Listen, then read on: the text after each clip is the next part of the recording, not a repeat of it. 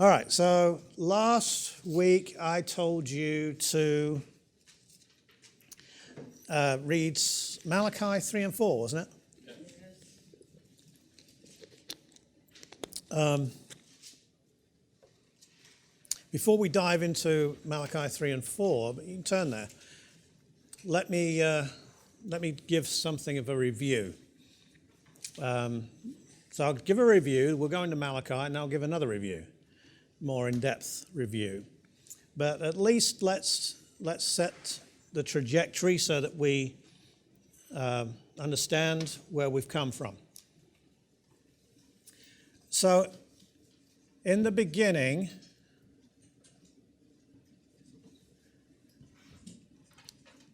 you have what I've called the creation project. I keep referring to it as this. Now, why do I call creation a project?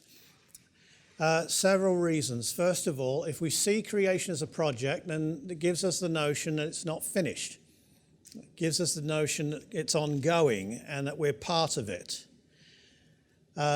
Otherwise, if we just call it creation, we tend to look at it statically. We tend to look at it as if it's something that's done, something that's finished and completed. There's a danger of looking at creation in that way. It's, I think, a common notion in Christian circles, but the danger is that we will start to have that notion influence our theology. And if we don't see that the creation project is an ongoing project, it's a living scheme, we might be tempted to think that the world, the earth, the universe is just some kind of vehicle to get people saved. It's some ramshackle, old, moth-eaten, rusty piece of tin on wheels that is eventually just going to just sputter down into nothing and be destroyed and replaced by a brand new model, new heavens and new earth.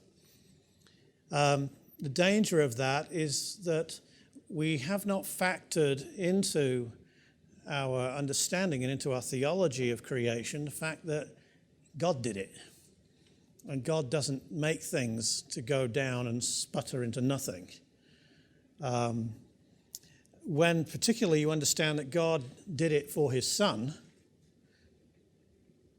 through whom all things are made, and for whom all things are made, remember, Colossians 1:16, then I hope also you see that it's a gift from the Father to the Son.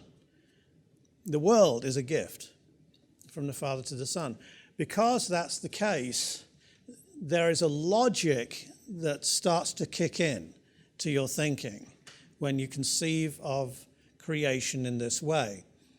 Instead of thinking that it's just this old jalopy that's going to blow up, this clown car that's going to fall apart.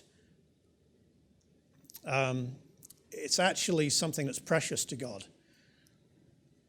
And though it's fallen, and although it's cursed, and those are two important points to make, that doesn't mean it's a failure. It doesn't mean that God has to switch to plan B. Okay? Don't think that way. That is not the way the earth is presented in the Old Testament. This planet is not presented by either the Pentateuch and certainly not by the prophetic literature as being something that spirals down into nothingness to be replaced by something newer and better. Now, we do know it's going to be replaced.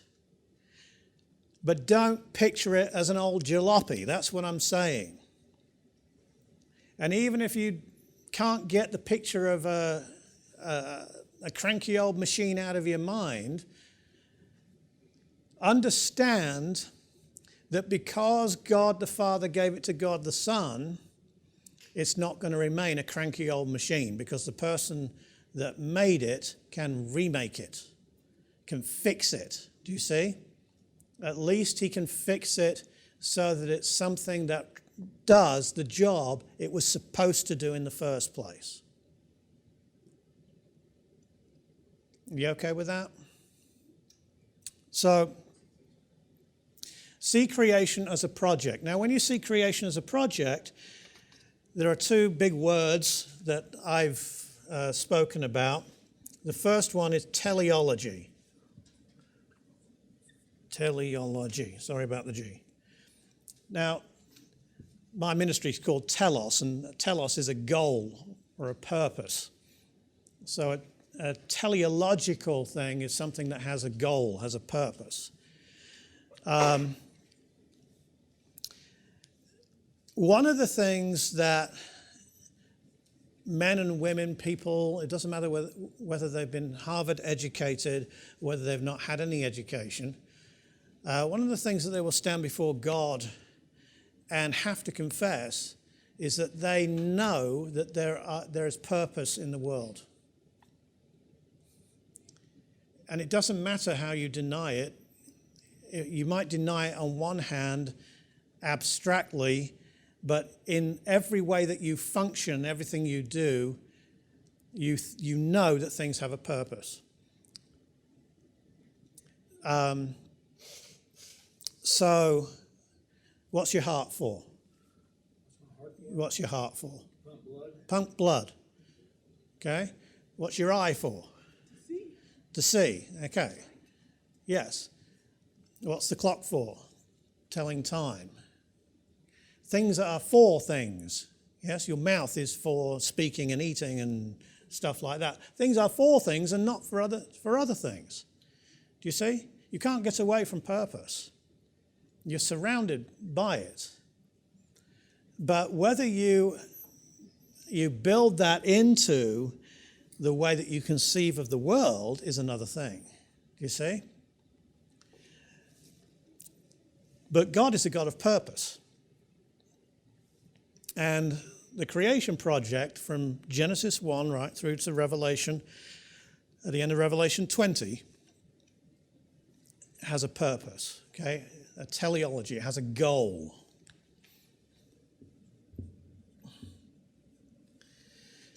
But it also has an eschatology.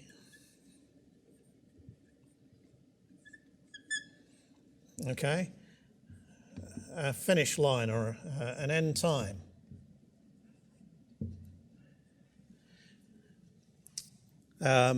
Together, these two provide a consummation.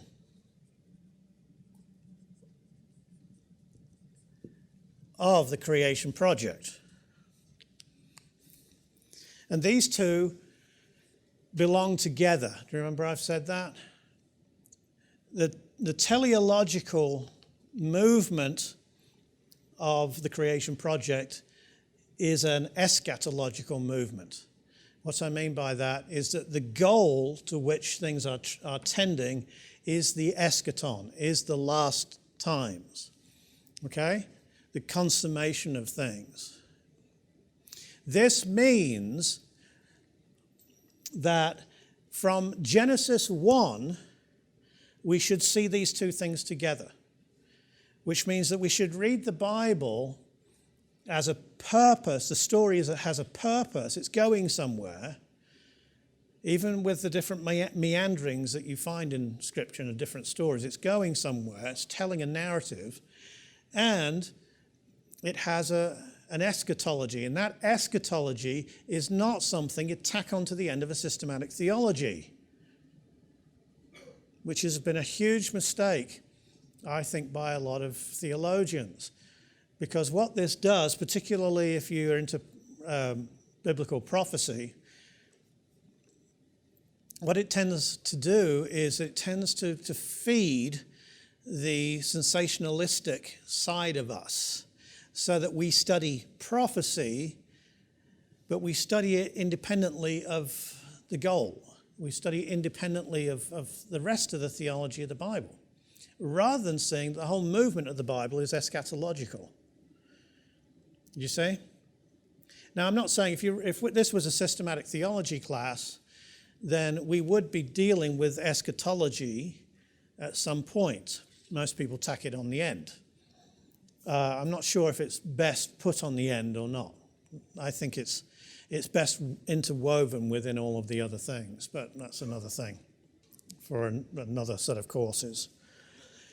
But what we've got to be careful of is just focusing in on one thing, okay? So we're just dealing with the end times. And if you see eschatology as starting in Genesis 1, you're not going to just have this faddish idea of just the end times. Do you see? It's moving towards the end times, but you've got to study the movement. You study the teleology and the eschatology of the Bible together. What that does is it then injects the Bible with energy. Do you see? You, in a sense, become part of the story. You see that it's going somewhere. It's like entering into a really well-told novel. It's like you enter into it somewhat, and you get involved with it. You get involved with the movement of things, yes? Because you know there's a journey to going somewhere. That's the way we should be reading the Bible too. I think it was in the first class, I said that what's called covenant theology is very good at this. Covenant theology is that idea that there's one people of God under a covenant of grace that was made, just for simplification, in Genesis chapter 3. Okay?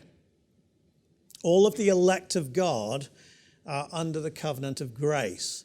If all of the elect of God are one people under the covenant of grace, then I hope you can see there is no church-Israel divide there. There cannot be two peoples of God. Do you see?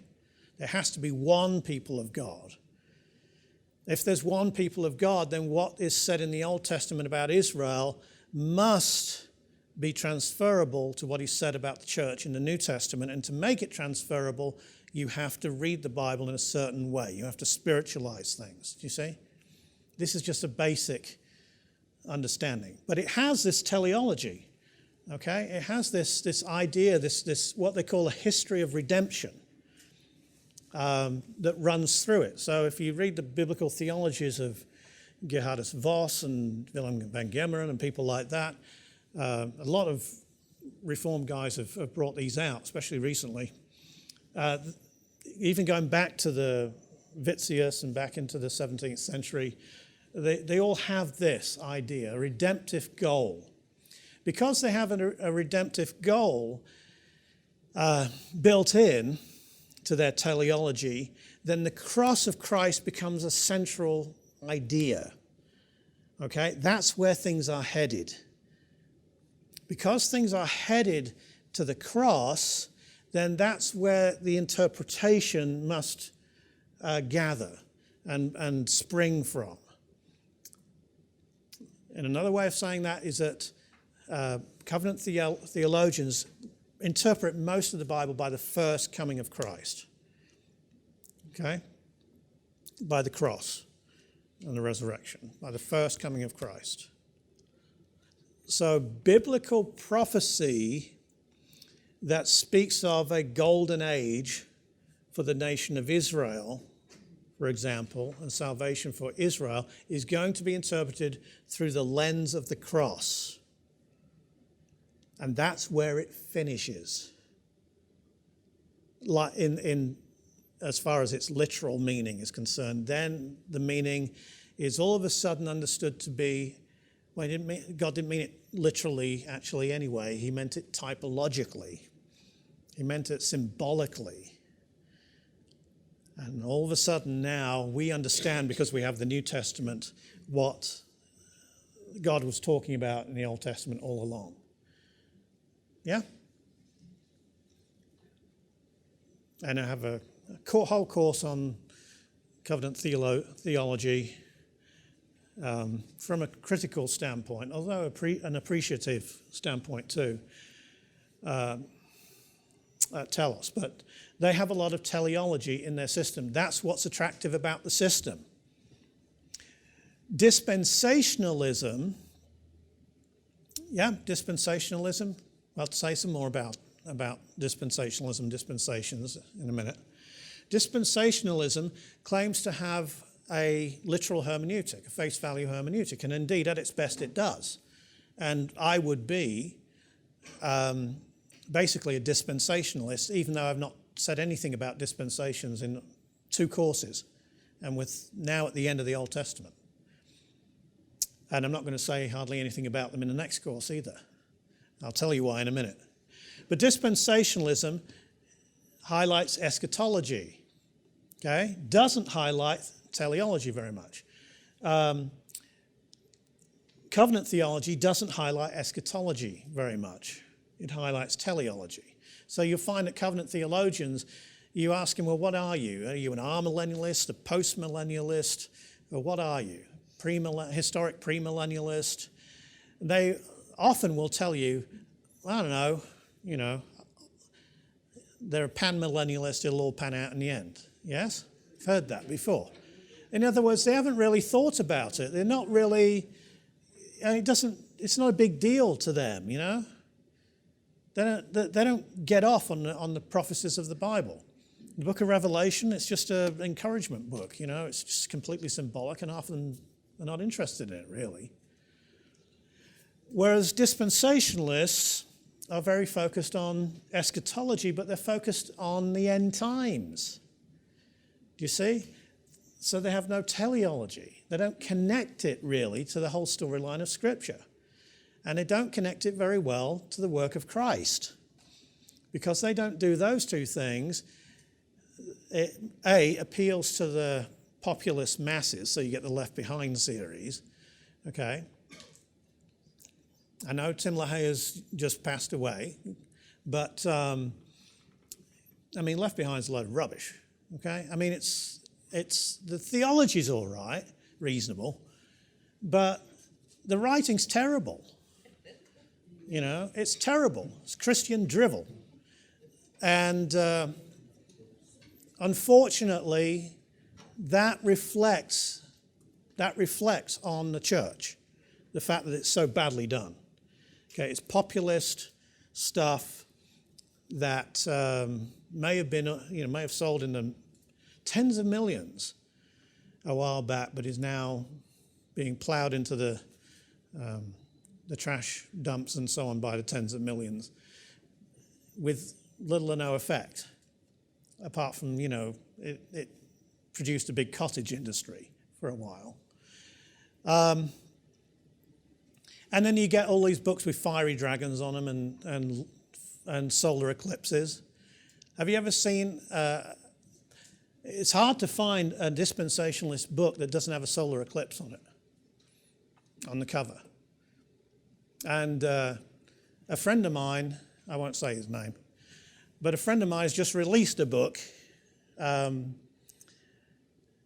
that deals with Israel and the end time stuff. And well, lo and behold, solar eclipse or solar eclipse. If it's not solar eclipse, it's a dragon. Either way, I hope you can see, even though they've got some important things right here, they've divorced eschatology from teleology. So they're not reading the Bible eschatologically, they're just reading certain prophecies eschatologically and fixating, really, it's a fixation on the end times. I can remember being at the pre-trib conference several years ago in Dallas, and I had a table set up. And I was next to a table of this guy, and he was selling books, America in Prophecy. And then he had all of these other, books as well. And I just felt completely, I didn't belong there, I just didn't belong there. I don't see that in the Bible, anywhere. But people make whole ministries out of these things. Okay, so what we've got to do is that we've got to take the strengths of both systems. We've got to make sure our teleology and eschatology go together in a system. Now, in order to do that, if that is correct, and these two things are involved in the creation project, there ought to be a mechanism that's in the Bible that's clearly identifiable that drives these two things. Okay? It's not the covenant of grace. How do I know it's not the covenant of grace? Simple, because the covenant of grace doesn't exist. You cannot find it in the Bible. It is something that is arrived at outside of the Bible and forced onto the Bible, but you've already decided basically that the Bible teaches it. That's not a way to do theology. Remember, covenant theology interprets things by the cross. Okay? So it starts at the cross and reads backwards. Reads the Bible backwards, basically. And it's not by the dispensations. We've had 2 courses now where we have done a pretty close study of the book of Genesis, and we have looked carefully at the prophets. Have you found the word dispensation anywhere? Economy, epoch, any of that? Have you seen that highlighted in your reading of the Bible? The book of Ephesians talks about dispensations, but we're not in Ephesians. We're in the Old Testament, and the Old Testament doesn't know anything about dispensations. What do you do with that? If you say, well, yeah, but they're there, I mean, it might not explicitly say that because the Bible doesn't explicitly say that God's a Trinity. So maybe dispensations are like that. Well, maybe they are. Well, put it to the test. Okay, remember the rules of affinity? A clear, direct reference that tells you, with the Trinity, the Father is God, the Son is God, the Spirit is God, yet God is one and undivided. What is the only logical conclusion you can come to? It's an inevitable conclusion that drives those propositions, that God is 3 and 1 at the same time. There's one God, and yet he is expressed in 3 persons or hypostases, whatever terms you want to use. Is that the case with the dispensations? Where do you find any direct reference to dispensations in the Old Testament? You don't. Nothing like it. You say, well, hold on a minute. You know, that sounds heretical, or that sounds... Look, I don't care what it sounds like, folks. I mean, you just can't find it. You just can't. Moreover, where's me thing? If we look, I believe that dispensations have got much more right than covenant theologians, by the way. Much more. I agree with them 95% of the time. But let's look at, anyone got a Schofield Reference Bible? No? Okay. A Schofield Reference Bible, you will find that there is an Adamic and an Edenic covenant in Genesis 2 and Genesis 3. Folks, if you're using a plain sense hermeneutic, there is no covenant in Genesis 2. There is no covenant in Genesis 3.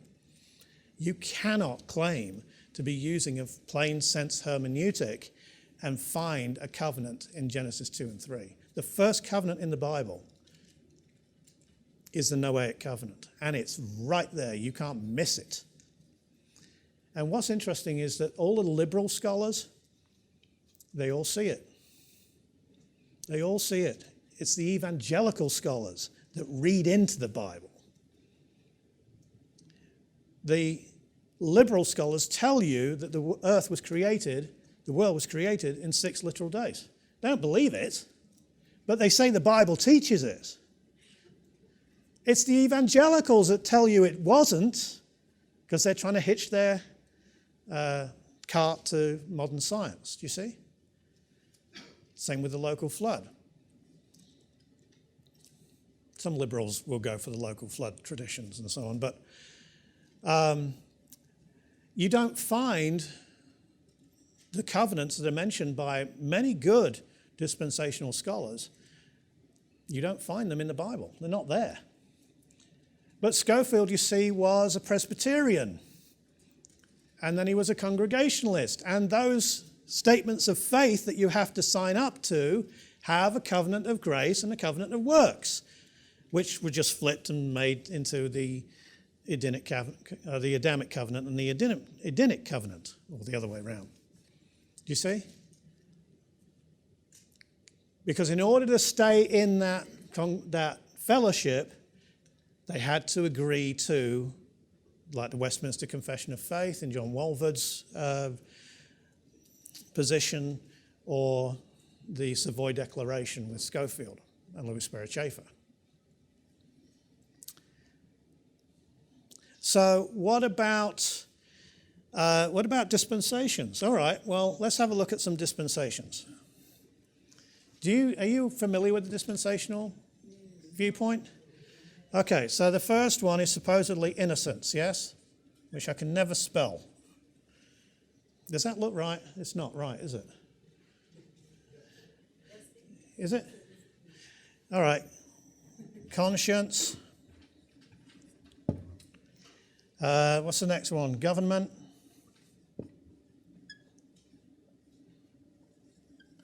Next one's promise. Next one's law. The next one's grace, or the church. Okay. 1, 2, 3, 4, 5, 6. Well, I've missed one. Which one? What have I missed? Anything about sin? Anything about sin? No, that's this one. There's one I've missed, but anyway. Let's just have a look at these. Forget, empty your minds, okay? Forget about trying to make logical connections that you've been told are there. Just look at the words. Just look at the words. So you're teaching homeschool, you're teaching a kid, okay? Is that the same as that? Is it in the same category? Is it in the same category of words, of meanings? No. That's got nothing to do with that. It's not even in the same category. It wouldn't be grouped if you had semantic meanings grouped together. You'd separate these words. They're not in the same semantic category. Neither's that. Government and innocence, government and promise. This is a completely different category. Do you see this?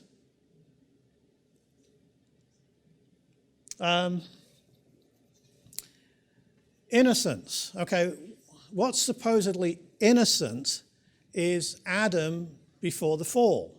Well, yeah, I would agree with that. And by the way, I think all Christians, whether they're dispensationalists or not, would agree that Adam and Eve were innocent. Okay? The innocent there meaning, technically, that they had not sinned. But there was a possibility for them to sin, which of course they did. But they were innocent because they hadn't sinned, they hadn't transgressed. That's what that means. And that's correct. Is that a dispensation, though? Is that an economy?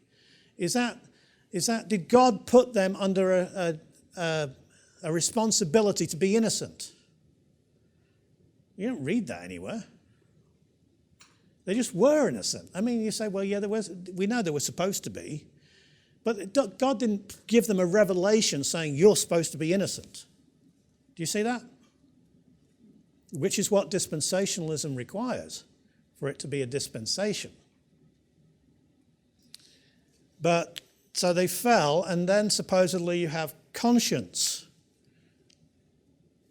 All right, they now are conscious of the fact that they're sinners and they're separated from God. And again, that's true.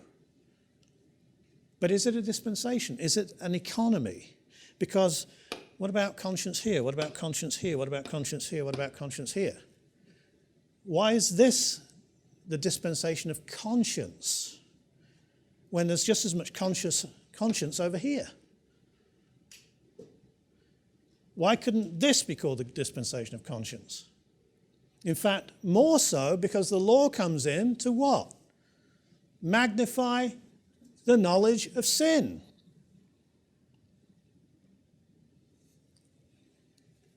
So really, what's that telling you? It's not telling you anything. Because ever since this stopped, conscience has been in the world. Yes? You can't say that God gave a special dispensation here. Now, what you might say is God gave a dispensation here, and that dispensation bleeds into all of the other dispensations so that they accrue. There's problems with that when you get here and here. Because what happens when grace comes? There's law. Do you believe we're under the law? Well, this one doesn't bleed into this one then, does it? So you see that the system is not, it has problems. Just looking back at it and looking at it as a system, it has problems. What about government? Government is the way you rule or punish.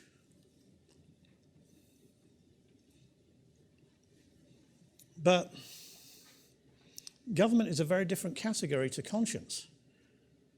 I mean, of course, these people have consciences, but what's government got to do with the idea of conscience? And then promise. All right, so there's a promise. But isn't there a promise here? Genesis 3:15.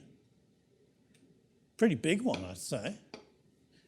Isn't there a promise here with the Noahic covenant? See what I mean? Why is this promise, Abrahamic covenant? All right. And I want to rub salt into the wound here, okay? But here you have the Noahic covenant, and here you have the Abrahamic covenant. Okay, what do you find when you read the Bible?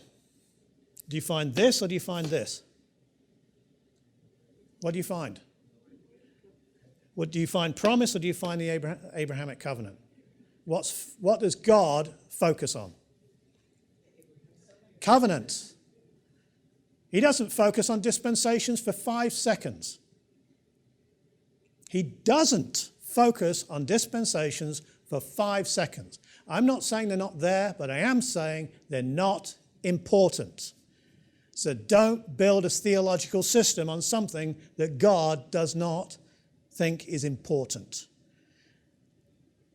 I had a little debate, friendly conversation with a dispensationalist online where he wanted to say that it doesn't matter what you call this dispensation.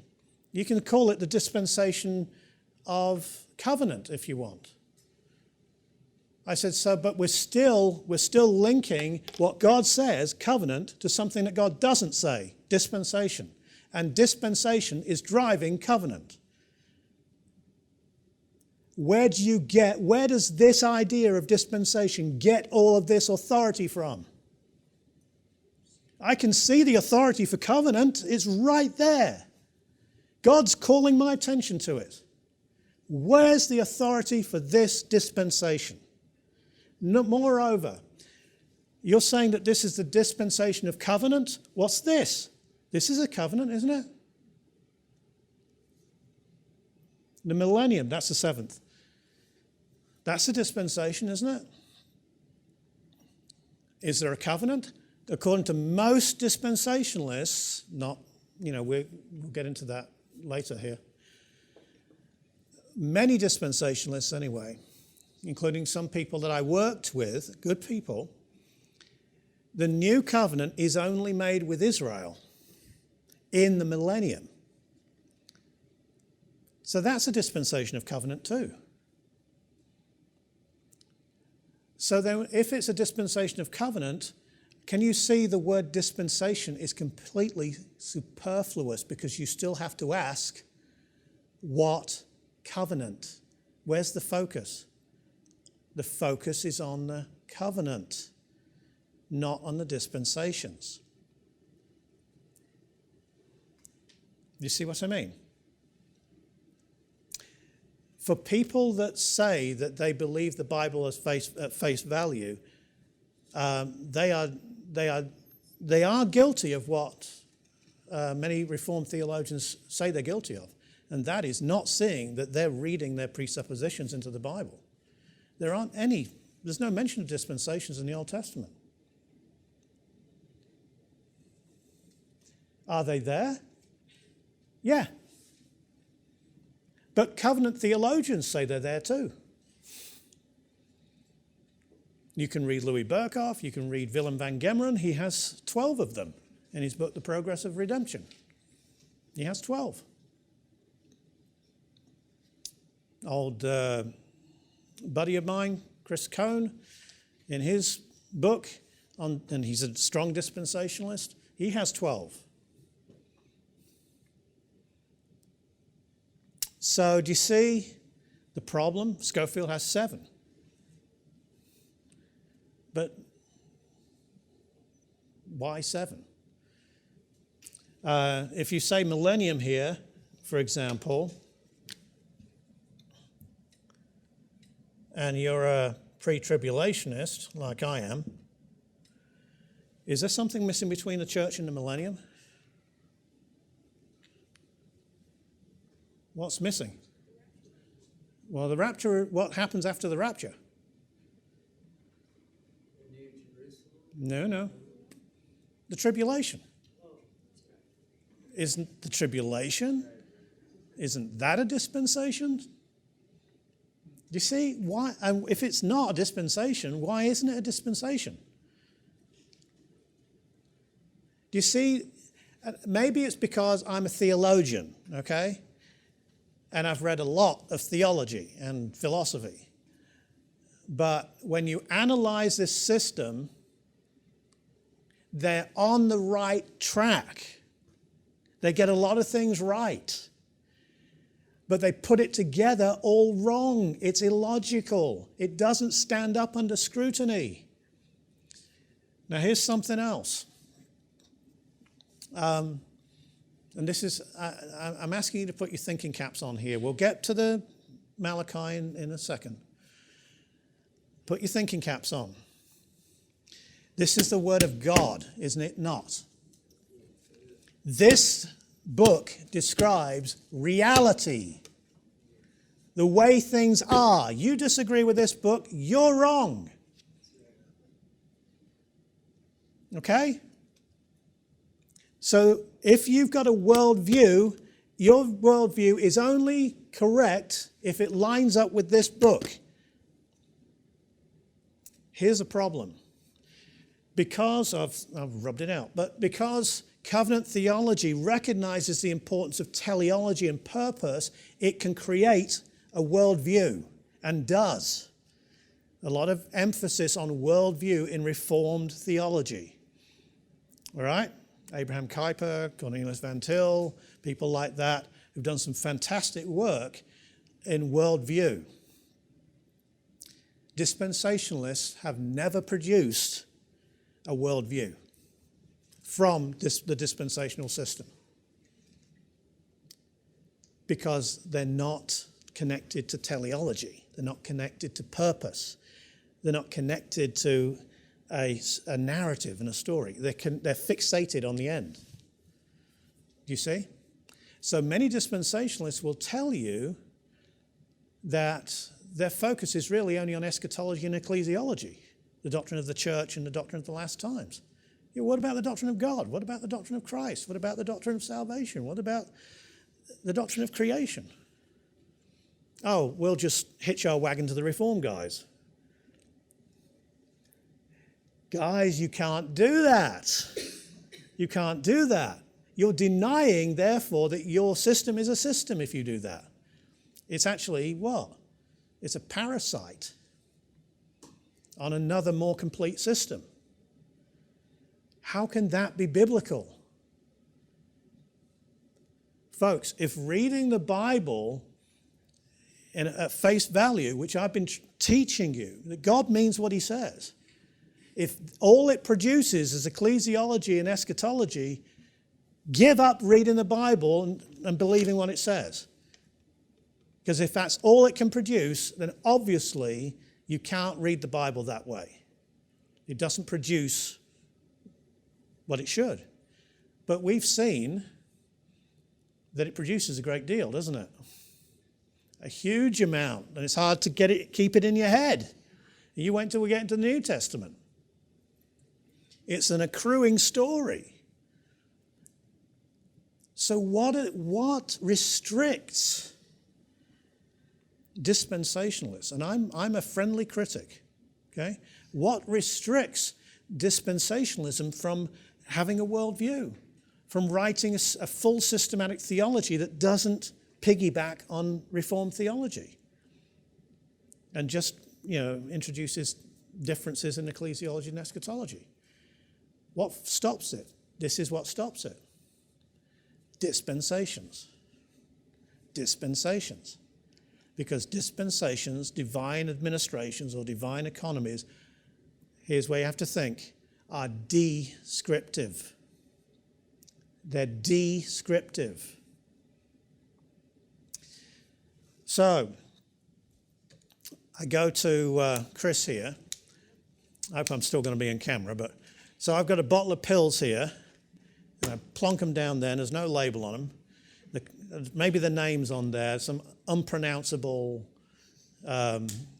Greco-Roman Arabic name that's on there, who knows, that somebody's made up. And it tells you all the different ingredients of the pills. Would you take one? I say, take one. It tells you, it describes what it is. Okay, just take one. Would you take one? No. Why not? What do you want? What do you need? What is it going to do? So we need, when we have pills, what do we need? What do we call the information? A prescription, not just a description. We need a prescription that tells us something about what that's for. Dispensationalism is not prescriptive. Because dispensations are not prescriptive, they're descriptive. And that's why dispensationalists have been awful at producing worldview, apologetic stuff, or good counseling, biblical counseling materials. They ought to, because they're supposed to take the Bible at face value. But why don't they do it? Because they've hooked their whole theology to the wrong thing and define themselves wrongly. They're not, in their best incarnation, they're not dispensationalists. I wish that I could get that word dispensation and stomp on it and burn it and destroy it from the dictionary,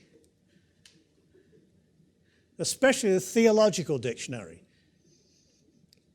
It's minor. It's minor, folks. Who cares about some description that God gave Noah something, to do? Build an ark. All right, great. Punish evildoers. Fine. You said a whole big thing of government on that and then define the system that way? Really? And what are you missing? you're missing what God is actually saying. There's a covenant in there, folks. There's a covenant. That's the important thing, not the boat. Not the boat and not the punishment for evildoers. Those are things that are part and parcel of what God is, the ongoing story. But the thing that God is speaking about and calling our attention to is his covenant. Covenant theologians, they stole the name. Okay? They don't pay attention to the biblical covenants. They flatten them out and pass through them as if they're all the same covenant, because they've got this redemptive idea of everything leading up to the cross. Dispensationalists, some of them talk about covenants, but then they hitch them up to dispensations. And they mute them, they destroy them, they stop them burgeoning out and doing what we've seen they do.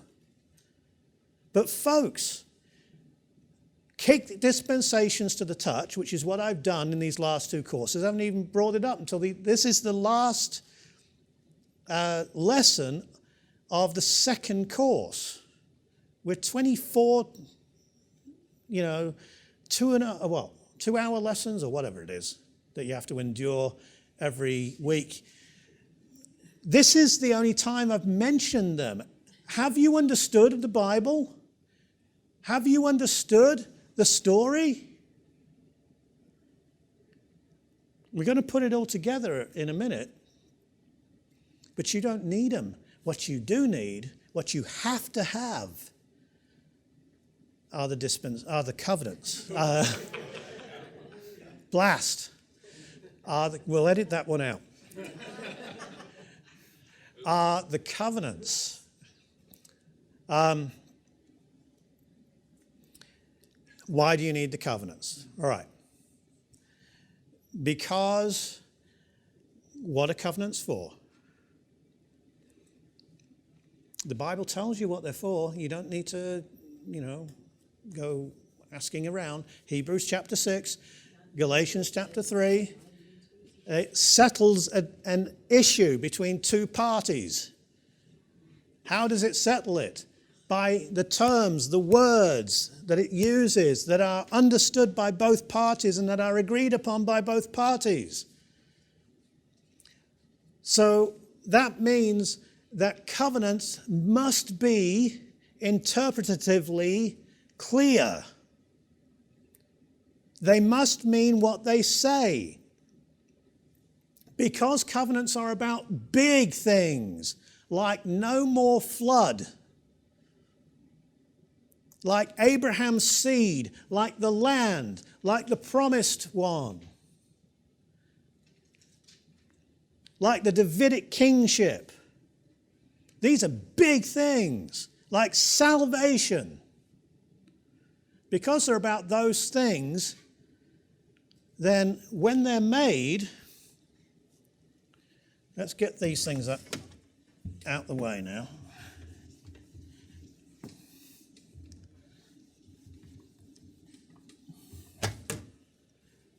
When they're made,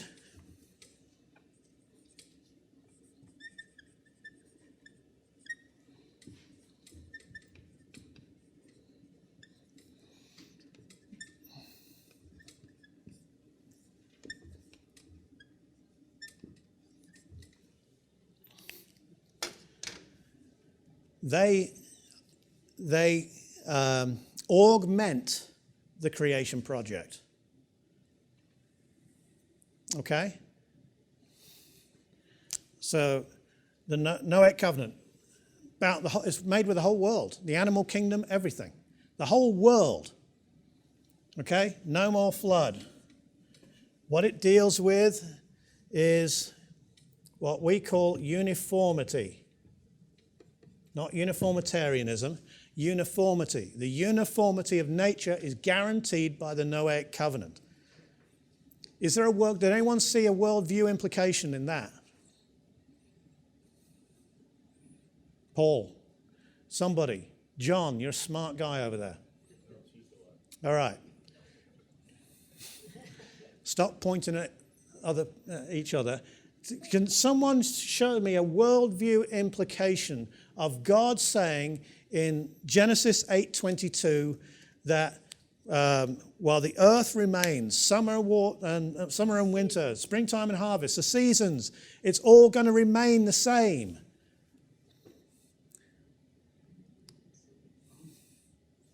No.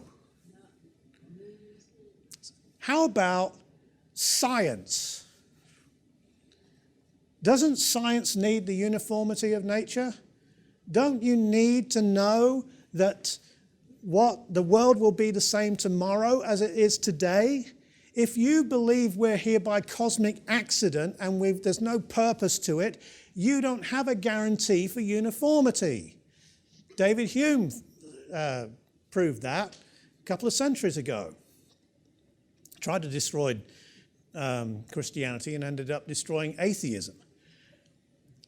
Christianity, Judeo-Christian worldview, has a basis for science.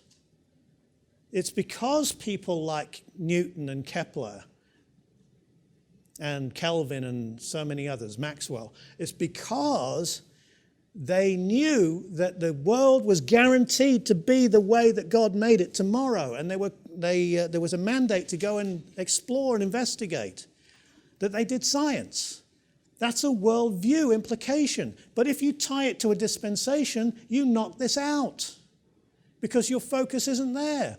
If you tie it to the covenant, which is where God does, you right away, a big worldview implication comes into view, and a big apologetic piece that you can teach your children comes into view. Do you see? That's how the Bible should work. That's what the truth does, because it's prescriptive. So the Abrahamic covenant has three parts to it. So it deals with the descendants, Abraham, Isaac, Jacob. Remember the child of promise. Okay? It deals with the land, Genesis 15. And these particularly are strong in Genesis 15. They're highlighted. And then it deals with the nations. In you, all the peoples of the earth will be blessed. Those three things. Phinehas, Numbers 25. That deals with the Zadokite priesthood, as we've been looking at. Moses, I put parentheses around here because this is a temporal covenant. Hebrews calls it the old covenant that is coming to an end, being replaced by the new covenant. Yeah? So because this one's bilateral, this one's unilateral, this one's unilateral, this one's unilateral, this one's bilateral. Israel broke it, and you can't live up to this one, the law. So it's going to be replaced. The Davidic one obviously deals with the kingship and the kingdom. Now, it deals with the kingdom of Israel first, but then it also deals with the world as a kingdom. Remember Daniel 2, remember Daniel 7, remember Isaiah 11, remember Jeremiah 33. These deal on a global scale with the kingdom. How can it do that? How can it focus on Israel as a kingdom and the world as a kingdom? Well, easy. It's right here.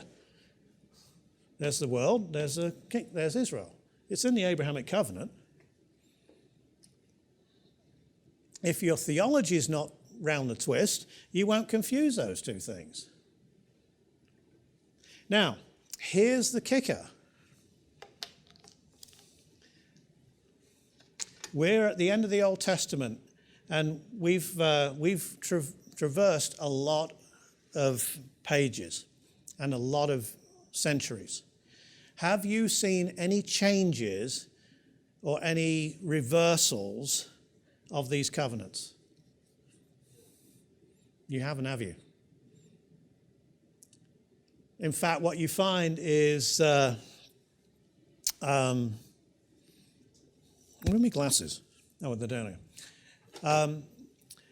What you find is that the Abrahamic covenant in Jeremiah 33 is quoted as a sand of the sea. Yeah? The Davidic covenant in Jeremiah is quoted by Jeremiah.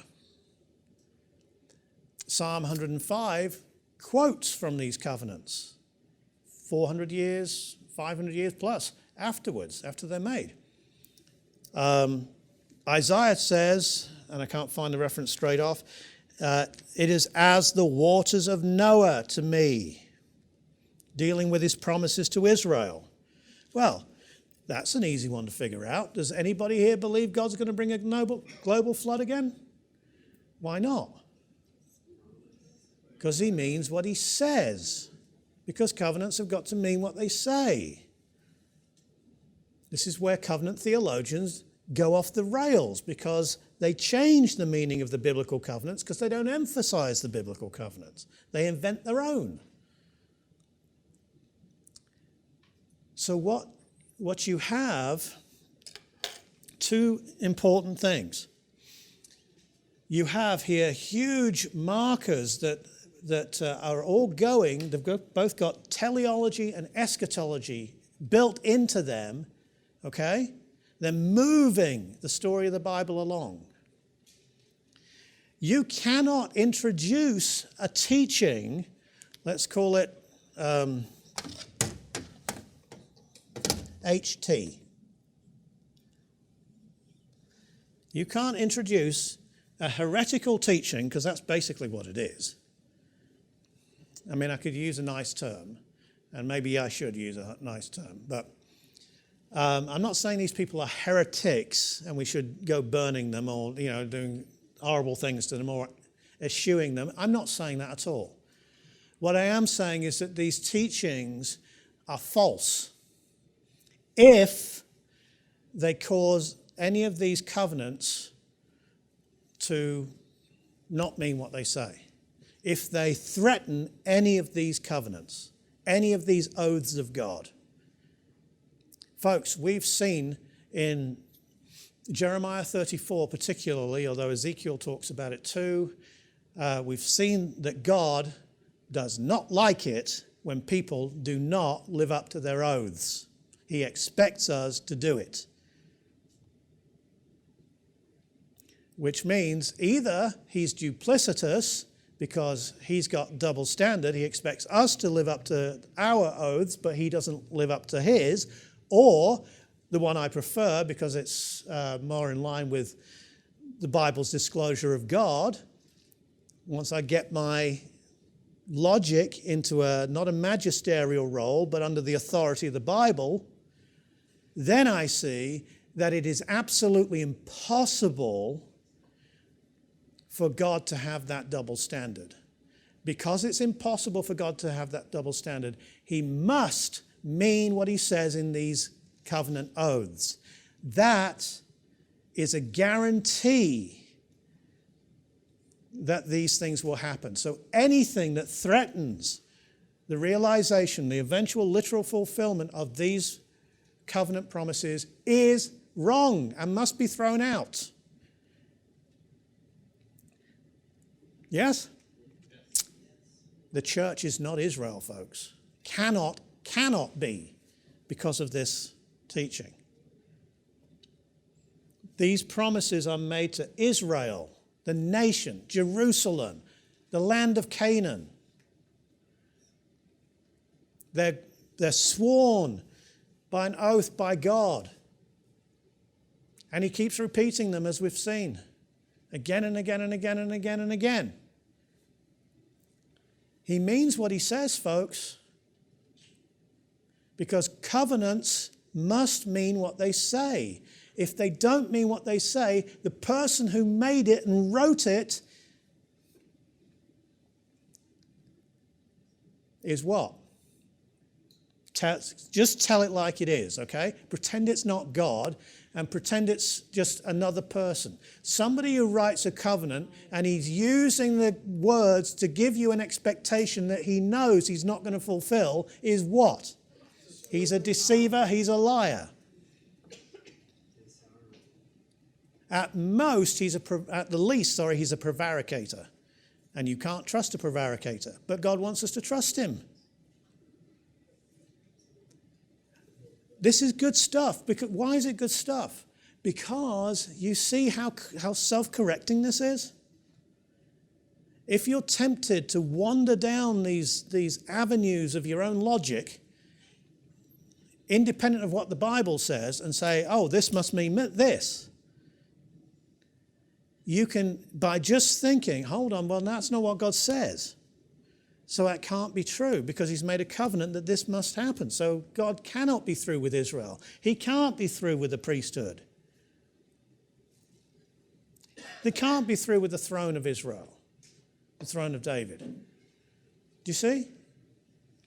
I've got to, whatever my theology is, I've got to keep those things sacrosanct. So this idea that I had that doesn't fit with that, what do? I say, oh, that just comes from my misuse of God's gift. That is, again, what we've looked at, Eve before the tree. Our default setting is to be independent from God, to think independently of God.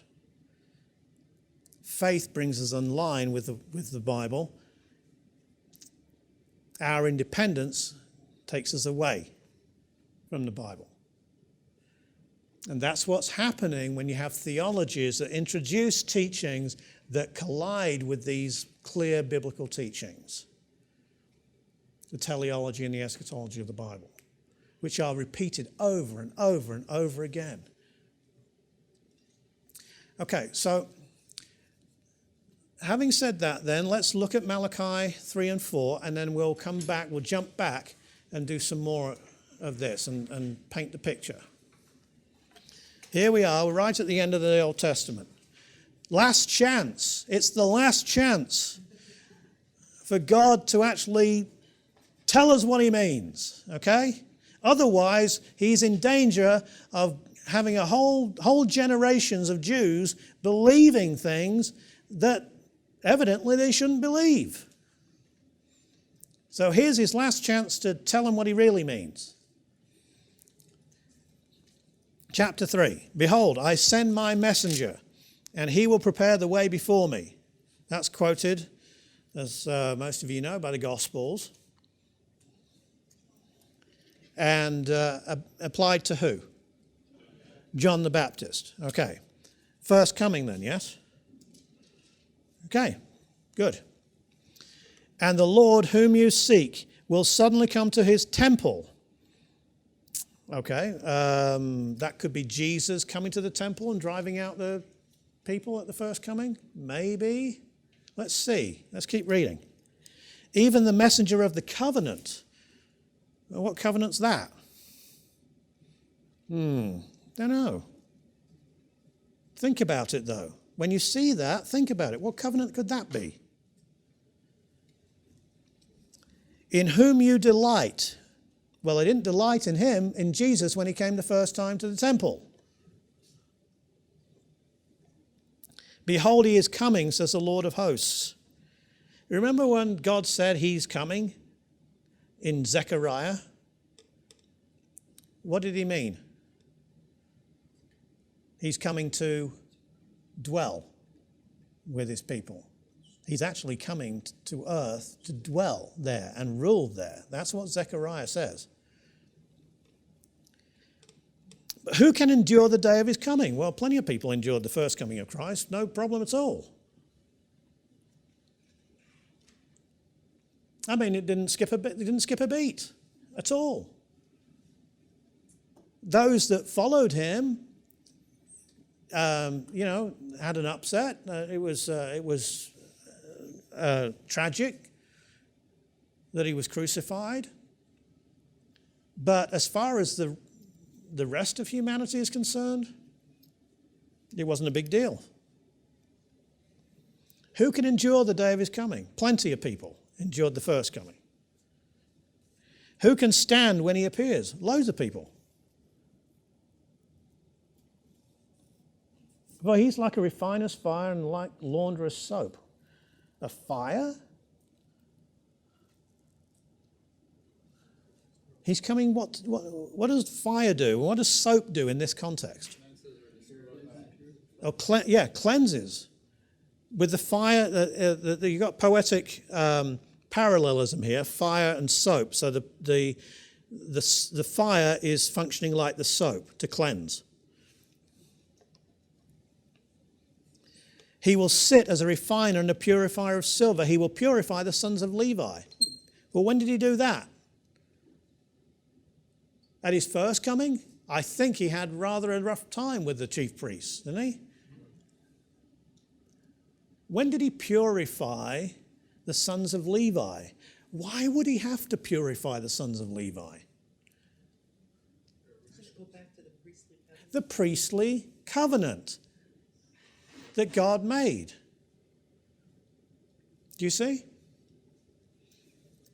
Maybe that's the covenant that's mentioned in verse 1. Maybe. Something about these covenants that we've seen, though, is that as the prophets use them, they merge them together. They don't stand independently. They start to be merged into one picture that's complementary. Do you see? Purge them as gold and silver, that they may offer to the Lord an offering in righteousness. Well, they certainly didn't do that in the first coming.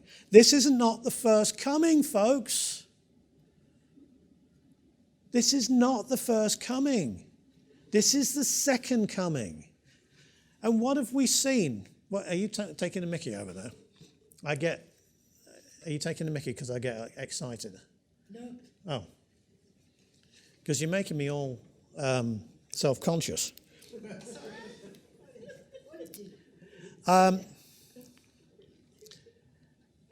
This is the second coming. Now, what have we seen in the Old Testament?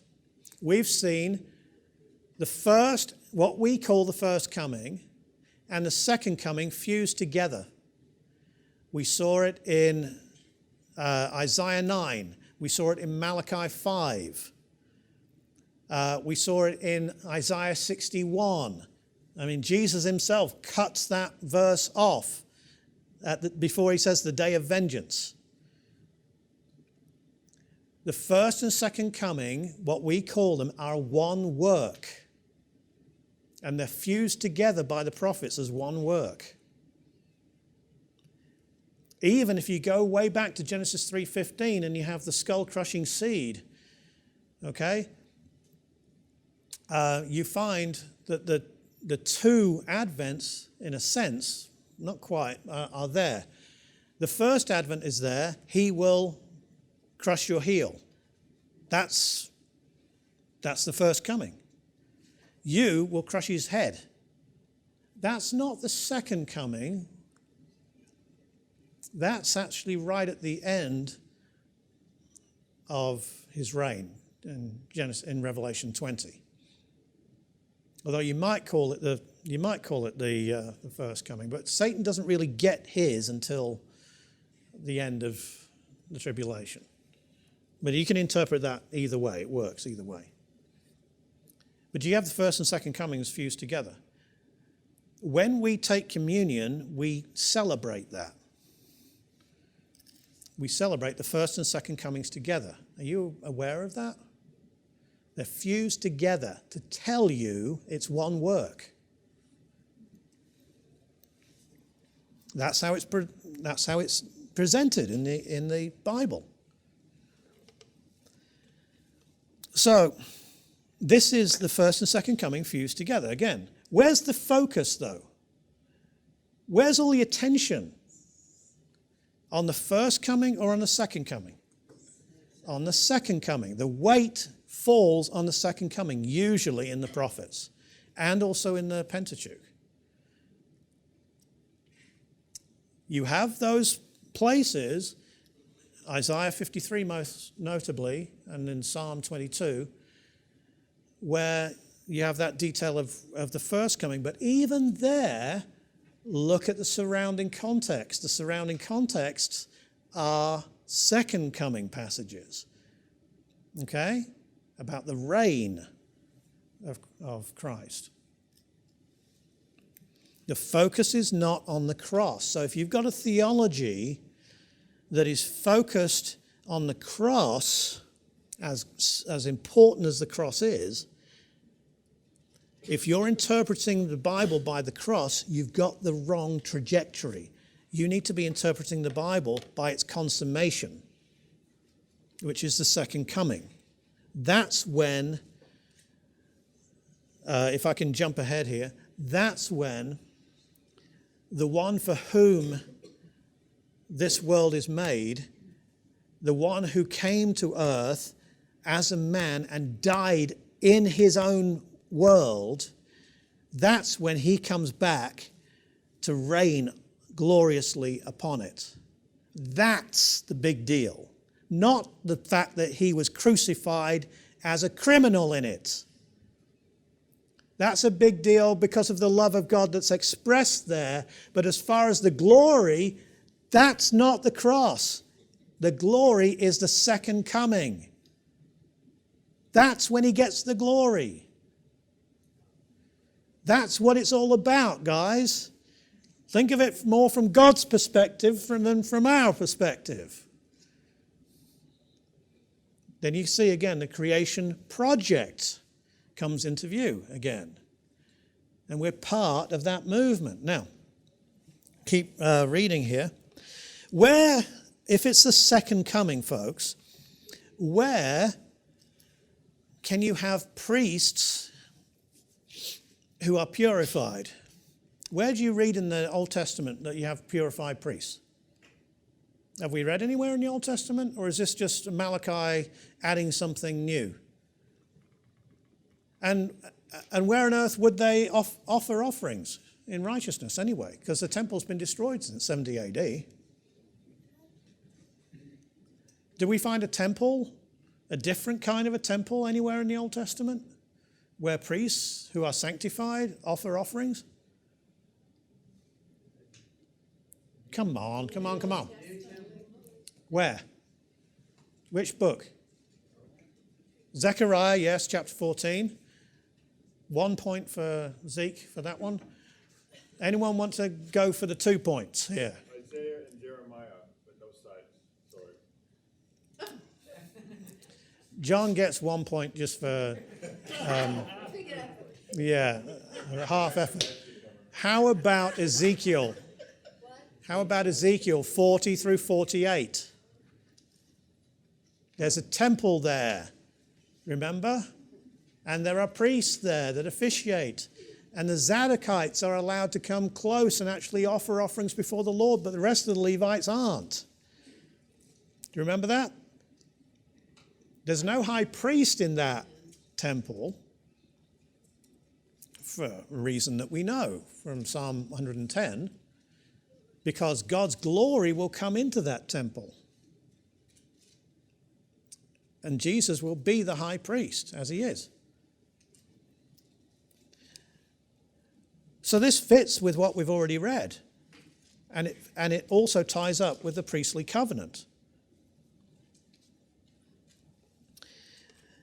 Then the offering of Judah and Jerusalem will be pleasant to the Lord, as in the days of old, as in the former years. And I will come near you for judgment, be a swift witness, and he says, against all these sinners. And therefore, look at verse 6. For I am the Lord, I do not change. Therefore, you are not consumed, O sons of Jacob. Folks, when you see Jacob, that's Israel. That's the literal descendants of Abraham, Isaac, and Jacob, who was named Israel. The reason Israel's not consumed is that it's covenantally bound to God. So much so that in Jeremiah, I think it's 33. God calls Israel a virgin of Israel. What do you mean? They're off to Babylon. Virgin of Israel. Hosea 2 says at the end there, I'm your husband. God says, I'm your husband. You're married to me. You're mine. That's how seriously God takes his relationship with Israel. Zechariah, remember, called them, you're the apple of my eye. That's why they're not consumed. That's why Jeremiah chapter 33 and verse somewhere around 22, somewhere around that, 23, he says, there are people that say, well, let's just turn to it because I'm going to paraphrase it and make a big mess of it. Listen to this. After he's uttered all these covenants, he says this, have you not considered what these people have spoken, saying the two families which the Lord has chosen, he has also cast them off? That's replacement theology there. People say they've cast, God has cast Israel off. Thus they have despised my people, as if they should no more be a nation before them. I am the Lord, I do not change, which means his word doesn't change, therefore you're not consumed. Folks, make the application. You receive Jesus Christ as your Savior. God doesn't change, therefore his word to you doesn't change. You're banking on that for your soul's salvation.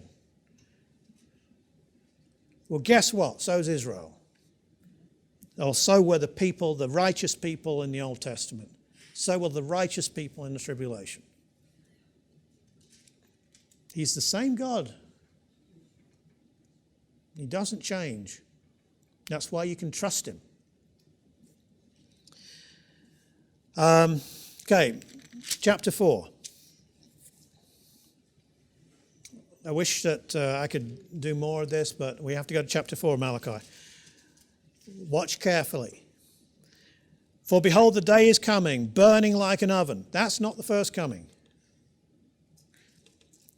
And all the proud, yes, all who do wickedly will be stubble. They're going to get burned up. Cool.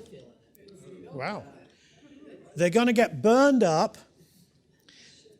They're going to get judged.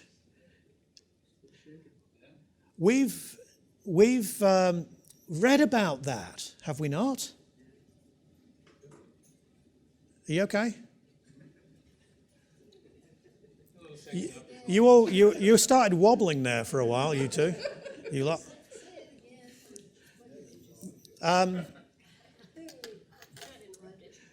The earthquake interrupted us. What I'm saying is that God is going to judge and do away with evildoers. We've read that all through the prophets. God's coming to judge. Remember? Isaiah 2. He's coming in righteousness with justice, to deal out justice, to deal with the wicked. Second coming. And the day which is coming shall burn them up, says the Lord of hosts. That will leave neither root nor branch. But to you who fear my name, the Son of Righteousness shall arise with healing in his wings. If you've got a modern translation, you might have a slightly different translation with healing in its wings. Okay? The Hebrew, it can be translated either its, with a neuter or with a masculine. Either way, I think this is a reference to Christ. And you shall go out and grow fat like stall-fed calves. You shall trample the wicked. They shall be ashes under the soles of your feet. And remember, Zechariah dealt with this kind of stuff. On the day that I do this, says the Lord of hosts. Then look at what he says. Remember the law of Moses, my servant. Let's get rid of this.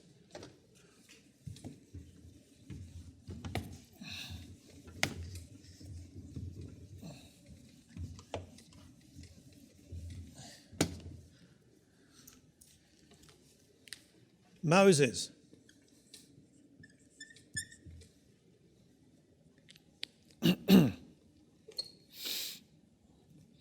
Which I commanded him in Horeb for all Israel with statutes and judgments.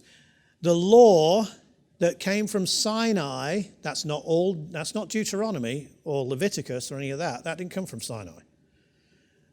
The law of Exodus 20 through 24, what's called the Book of the Covenant.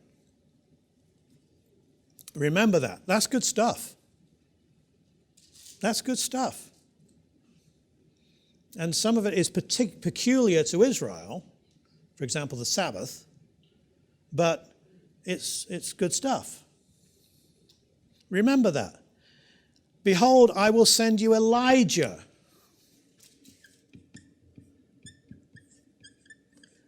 The prophet. Before the coming of the great and dreadful day of the Lord. Well, what's the great and dreadful day of the Lord in Malachi? What is it in the Old Testament? Not so much Jacob's, that's the tribulation beforehand. Well, what is it? It's the second coming. It's the second coming. It's not the first coming. You say, well, yeah, but doesn't the New Testament deal with it? Yeah, but when we get to the New Testament, we'll deal with this reference. He will turn the hearts of the fathers to the children, and the hearts of the children to their fathers, lest I come and strike the earth with a curse. Look at verse 5. Who are the last three people mentioned in the Bible, in the Old Testament? The last three persons mentioned in the Old Testament.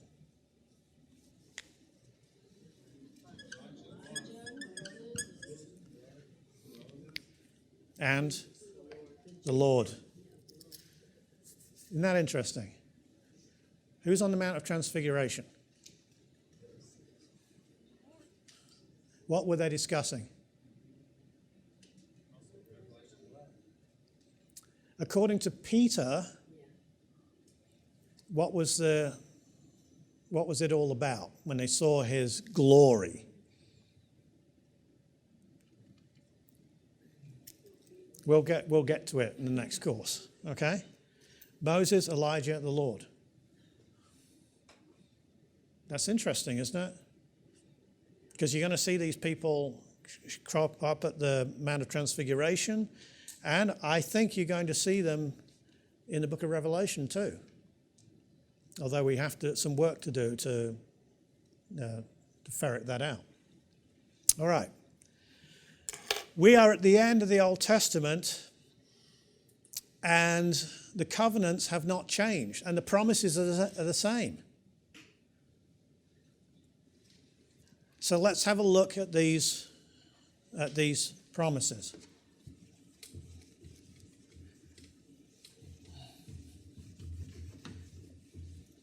And Mariana has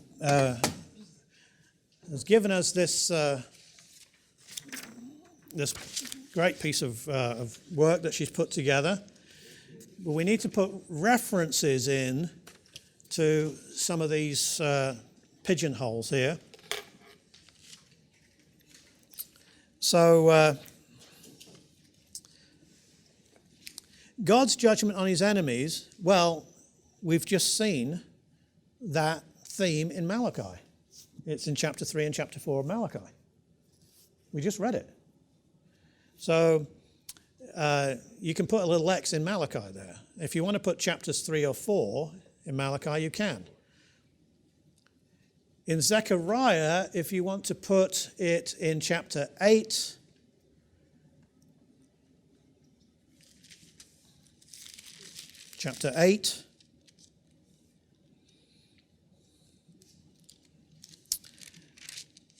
and chapters 12 through 14, probably chapter 10 too, that's in Zechariah. Zephaniah is all about the day of the Lord, but particularly chapter 3.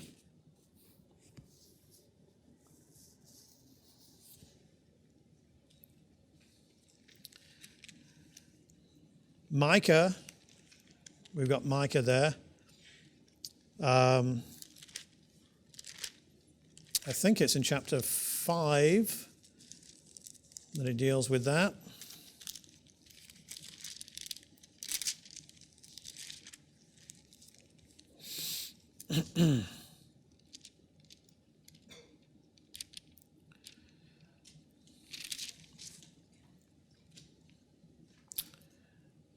The remnant, yes. Amos, he does deal with it. I just can't think where without looking. Hosea certainly deals with it. Chapter 2 of Hosea is really a key focus there, but there are other passages in Hosea. We can, let's see, I'll go there quickly.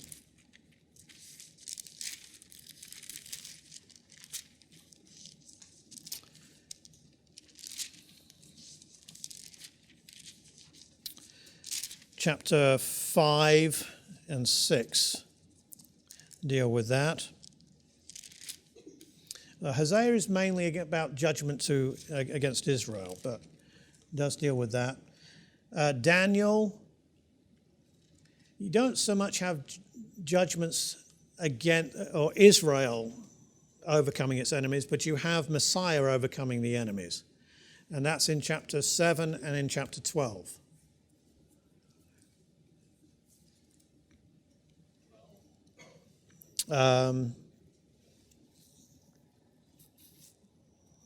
There are places in the major prophets where you see those things.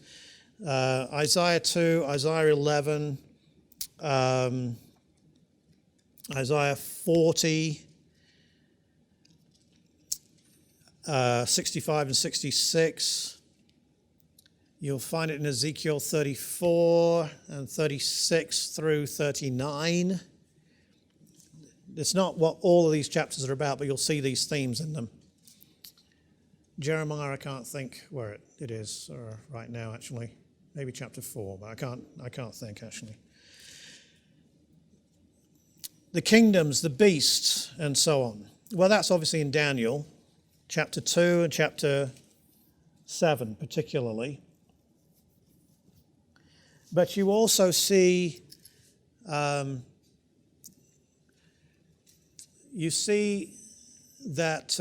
there are kingdoms coming against Israel. And so that's why you got Zechariah there, isn't it? Yeah, chapter 12 and so on, because the nations come against Jerusalem. And there are some other passages that deal with that in other places. The heavenly beings, well, you find that in Isaiah chapter 6, but you find it eschatologically in Ezekiel chapter, if you relate Ezekiel chapter 10 with Ezekiel chapter 28, and then with the temple imagery. Jerusalem and the temple, well, that's all over. I mean, you can't get, that's just everywhere. Yeah, so you have to go through your notes and you'll have these references. Again, dwelling in the land, it's not just dwelling in the land, it's dwelling in the land safely. Okay, dwelling in the land safely. That's key. So again, Isaiah 2, Isaiah 11.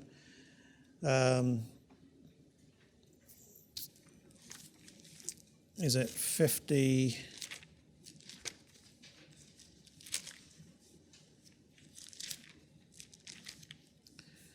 Where am Oh, Isaiah 49, by the way, if you want to see the nation serving Israel.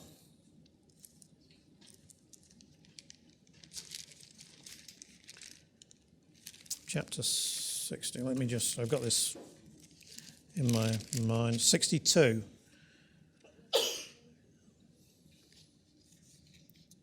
Restoration of Israel to the land. That's key in many passages, but if you want to see it in Amos chapter 8 and 9, you'll see it a lot there. You'll see it in Micah chapter 4, Ezekiel 34, right through to 48. You'll see this emphasis on this is Israel's land. God says it's my land, and he says it's Israel's land, your land. Okay? Hosea again deals with that. It's a common theme. It's threaded through. Chastisement and warning. Well, you see that in the tribulation passages that we've looked at.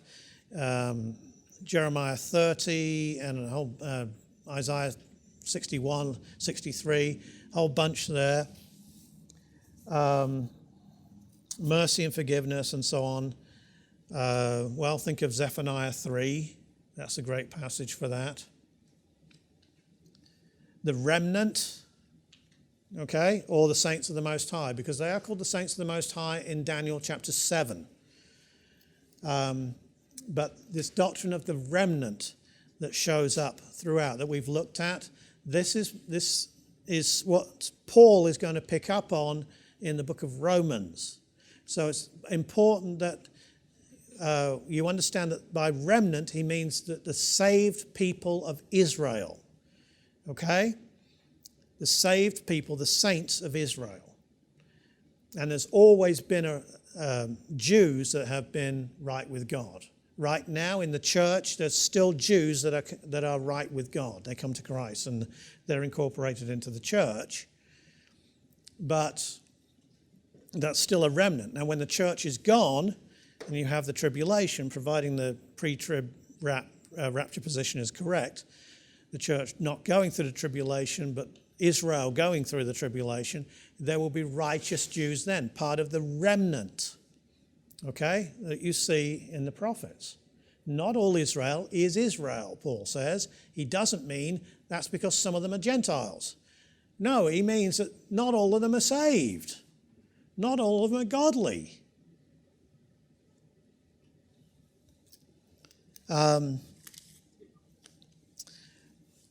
First and second coming, we've looked at that.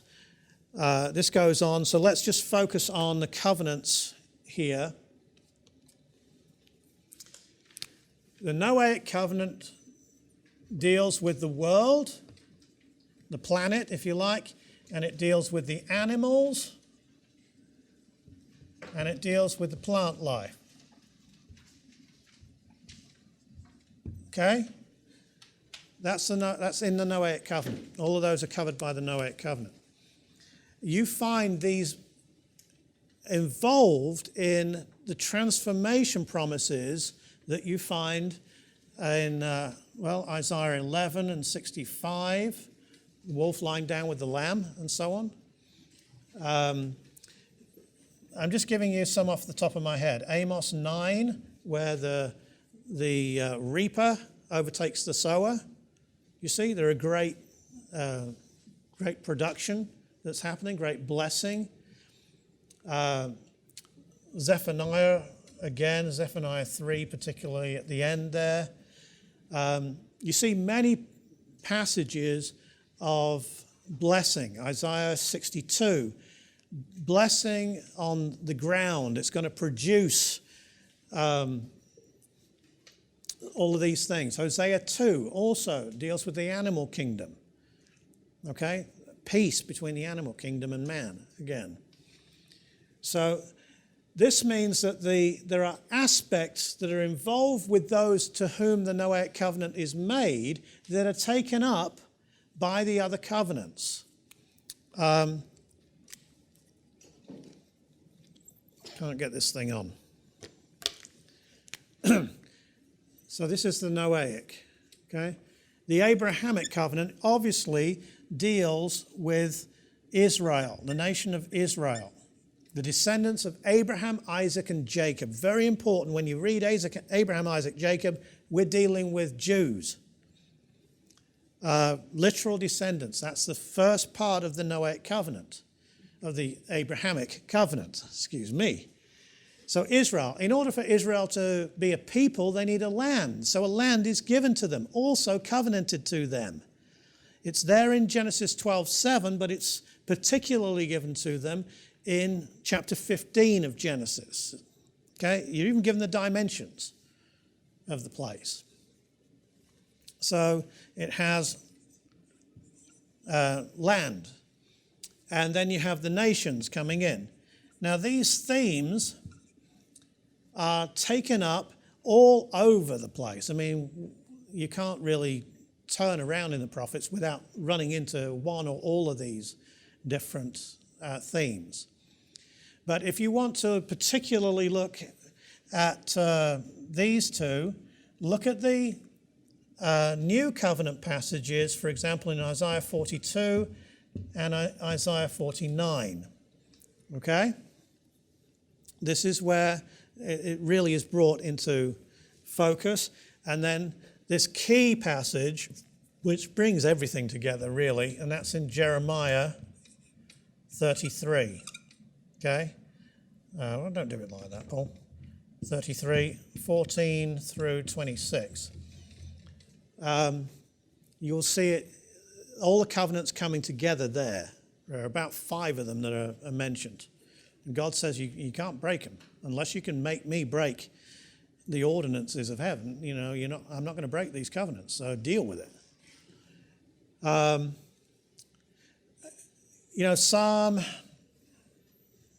I think it's Psalm 105 deals with the Abrahamic covenant. Let me just look before I give it to you.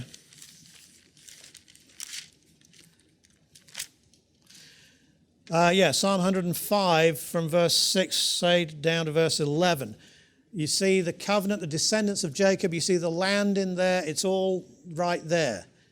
Okay, hasn't changed in Jeremiah's time either, or in Ezekiel's time. The blessing for the nations comes in as a fulfillment, not just of the Abrahamic covenant, because it's there, but also as part of Israel's role, the role they were supposed to fulfill if they'd have been what they should have been in obeying the Mosaic covenant. Remember Exodus 19. Okay, kingdom of priests and so on. They will be that. So Zechariah, as we saw last week, someone will take hold, 10 men will take hold of a garment of a Jew and says, let us go up to Israel to worship the God of Israel. Okay? That's going to happen. Israel will be the light to the nations. Okay? So these things will come through. The priestly covenant,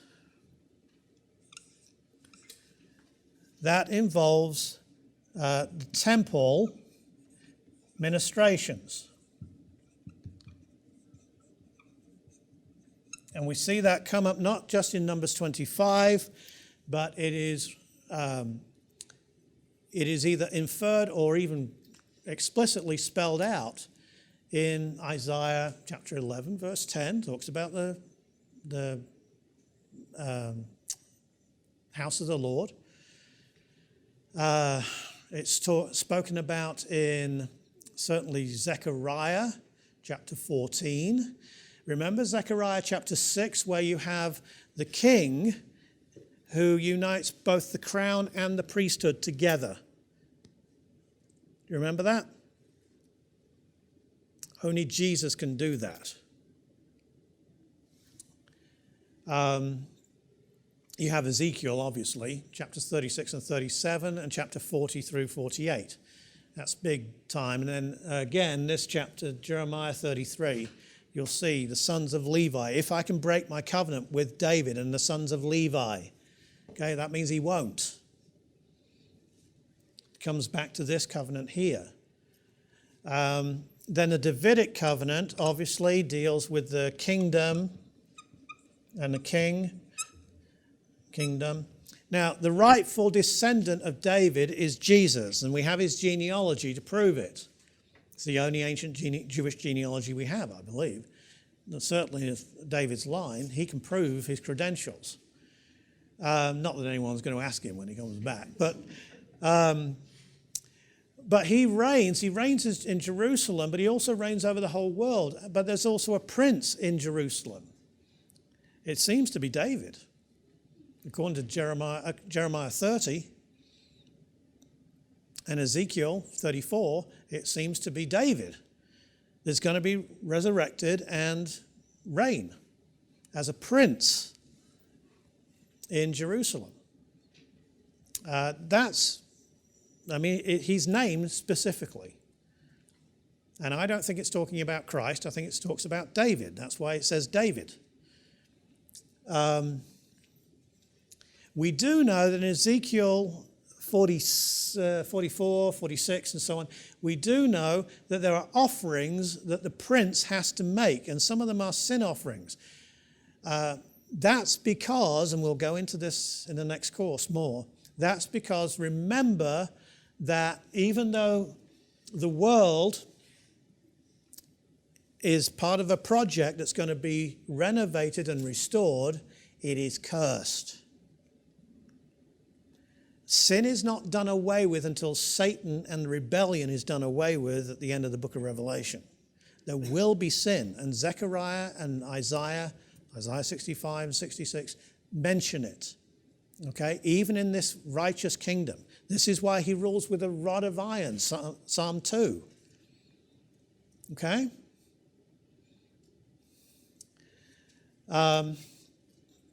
So the kingdom is there too. But how does God, who is righteous, how does he bring to fulfillment, literal fulfillment, these oaths that he's undertaken for himself on sinners? Because we're so recalcitrant. We are so utterly,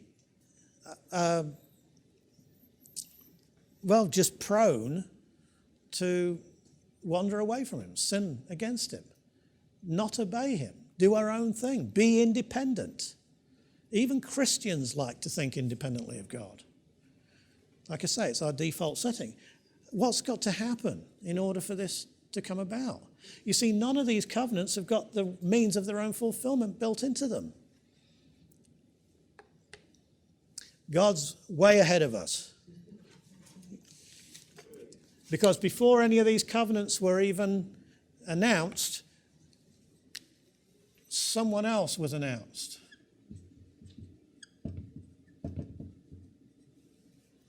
The seed of the woman. Okay? In that curse against Satan. Now, remember, even though it's called the proto-evangelium, the pre-gospel, it's not. Because you cannot find in that curse against Satan good news for mankind. It's a curse against the serpent. Okay? You can infer it. God's going to deal with the serpent, and he clothed the man and the woman, and he didn't destroy them.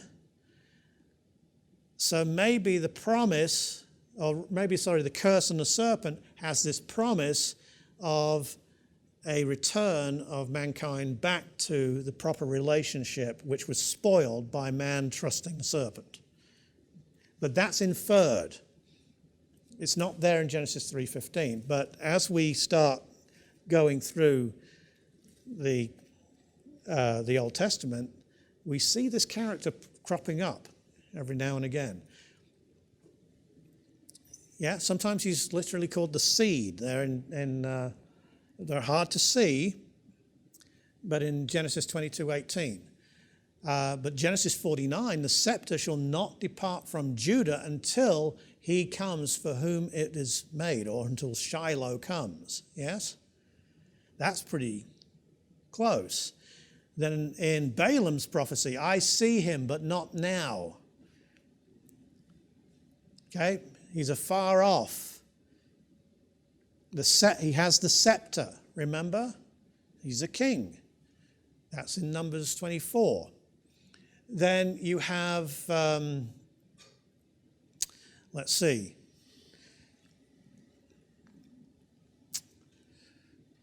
Well, again, we can look at Isaiah 9.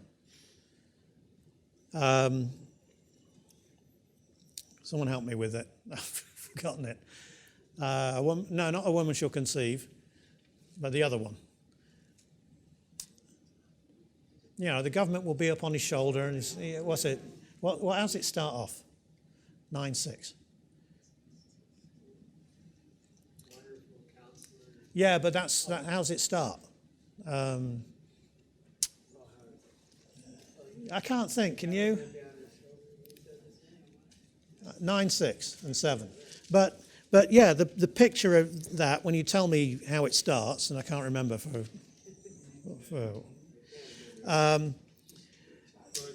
a child will be born. To us a child is given. Okay? A child will be born. A son is given. A son is given. Okay? Right, that's it. That guy. Okay? That guy there, you see, he's connected with this person here. Okay, so if he is, there's more information. He's going to rule. Well, that's the scepter, Genesis 49 and Numbers 24. That's in line. He's going to bring righteousness. He's going to bring justice. According to chapter 11, the Spirit of God, the Spirit of justice, and the Spirit of everything else is on him. And he reigns in righteousness. He doesn't judge after seeing of his eyes or the hearing of ears, but he reigns righteously before God. And he brings peace. In fact, in chapter 9, verse 7, he's called the Prince of Peace, isn't he? He brings peace to this cursed earth, to this animal kingdom, to this troubled world. You know, so we've just had an earthquake. Okay? He'll stop that. When he came the first time, he demonstrated some of that power, some of that, the ability to have power over the natural elements. Do you see? And he will bring that power, that power of peace, that repressive,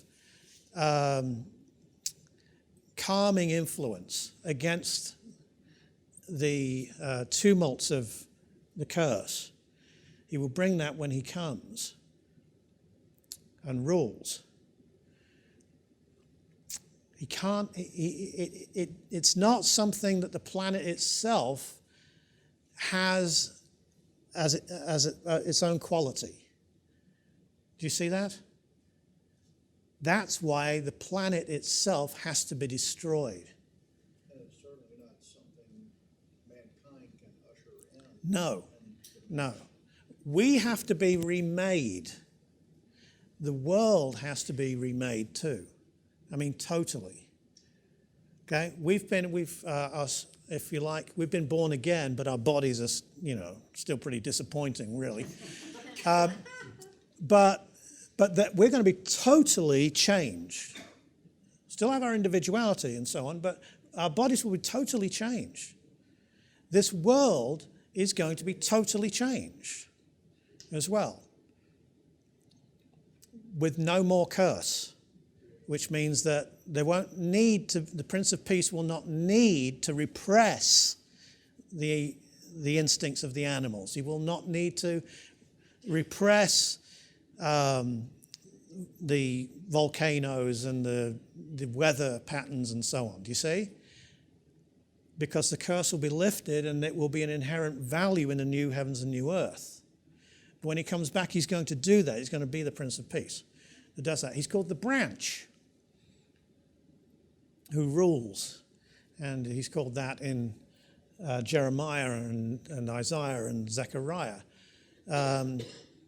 He's called the Son of Man in Daniel chapter 7. Who's going to rule. He's the crushing stone that destroys all the kingdoms of the earth and sets up his own worldwide kingdom. He's also in Isaiah 42 and Isaiah 49 is called, and this is key, he's called a covenant. He's called a covenant. I will make you a covenant.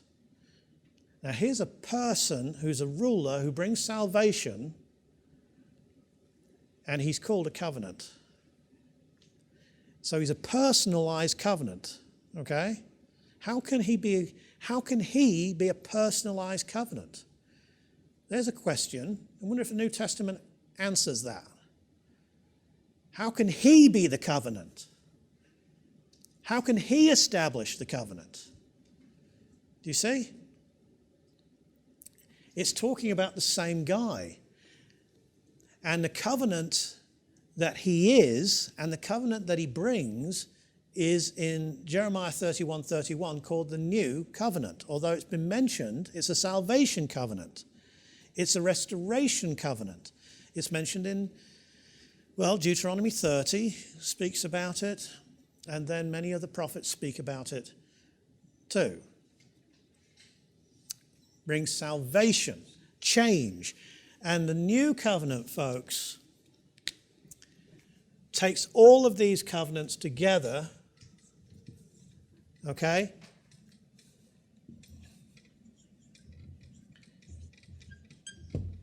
And makes it possible for them to be fulfilled literally, not spiritually, because God always meant what he said. This has always been a project that's been going somewhere. But salvation has got to come to Israel. When's salvation going to come to Israel according to the Old Testament? First coming? No. Second coming? Yes. They will look on him who they pierced. On him who they pierced. When's salvation going to come to the planet, the earth? When he comes. Not at his first coming. He didn't come to bring peace, but a sword in the first coming. But at his second coming. That's the focus of the covenants. That's the teleology. That's the eschatology. It's not all piled on the end times for you to put in a book with a fiery cover on it. It's the whole Bible. It's a living story. God has not given up on his creation. God cares about creation. It was a good idea. It's still a good idea, and he's not changed his mind about that, even though Christians think he has. So, the expectation from all of this, and forgive me if I haven't gone into more detail. I wanted to talk more about that introductory stuff because I hadn't talked about it before. The expectation that you would have had if you'd have been listening to Isaiah or listening to Jeremiah or listening to Ezekiel or listening to Zechariah or Zephaniah or Hosea or Malachi, the expectation is unchanged.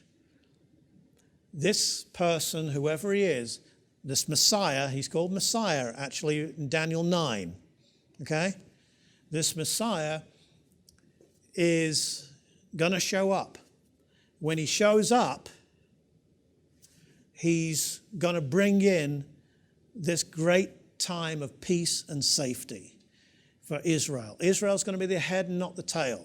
Israel's going to be blessed.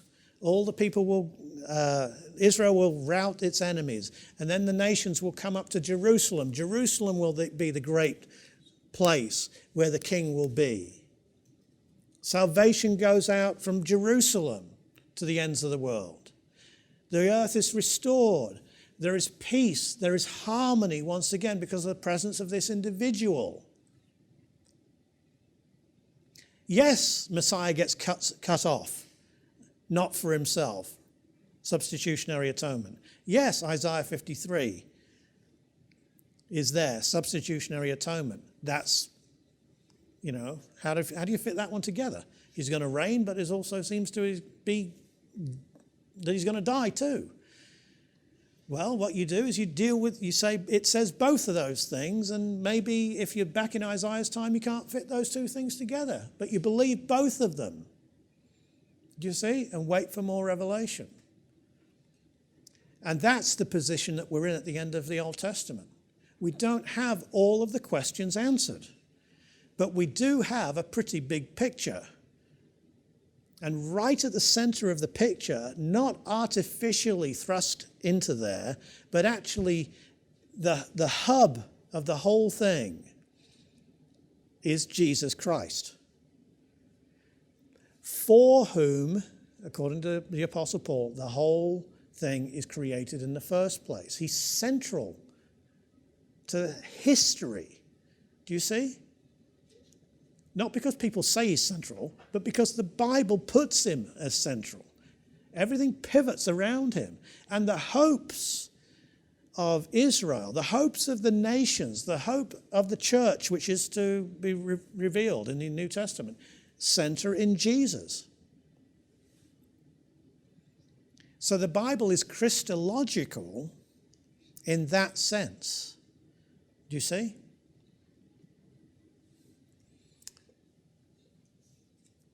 So you don't need to talk about dispensations.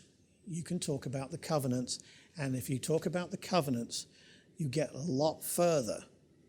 If you just stick to what God said and stop pushing stuff in there that he didn't say, you get a lot further and you get a very big picture. There will be, when Jesus comes back, there will be a repressing of disease. There will be topographical changes in the world. There will be incredible productivity. The deserts will bloom. The rivers will be, fresh water. The seas will be fresh. People will live for a long time. But there will be justice. Sinners will get punished. Nations that don't come up to keep the Feast of Tabernacles every year will be judged. They won't have any rain. Israel will be where it's at. Not the most despised nation on earth, but the nation that is God's peculiar people, special people. That's the Old Testament picture. Yes, there'll be a temple. And that's where we stop, do you see? What we don't do is we don't kind of stop at the Old Testament with Malachi and then grab something from the book of Hebrews and say, yeah, but there won't really be a temple. Because you don't know whether what you're taking from the book of Hebrews should be applied the way that you're applying it. Because again, what are you doing? You are drifting off again into this, using your own reason in a magisterial way, not waiting to see what God says. Wait for the unraveling of Revelation. Wait for the creation project to get to the book of Hebrews. Accrue information from the Gospels and from Paul, and wait till you get to the book of Hebrews. Maybe you'll be in for a shock. Maybe it doesn't say what you think it says. Maybe when you get there, because of all of this stuff, you'll think, that reminds me of that. And you won't read it like a replacement theologian. So, there's the expectation. That's the expectation. Well, they had a bigger expectation than this. But that's the kind of expectation that when Jesus came onto the scene, circa AD 26, and started his ministry, his disciples had that expectation. They had that expectation even after he'd been crucified and resurrected, because the first question they asked after he'd told them about the kingdom was, will you at this time restore again the kingdom to Israel? Think about that. Why? What? something should have shook them out of that belief, shouldn't it? No. If we don't hold that same belief, maybe it's because we need to be shaken out of what we believe. Give God a chance to mean what he says.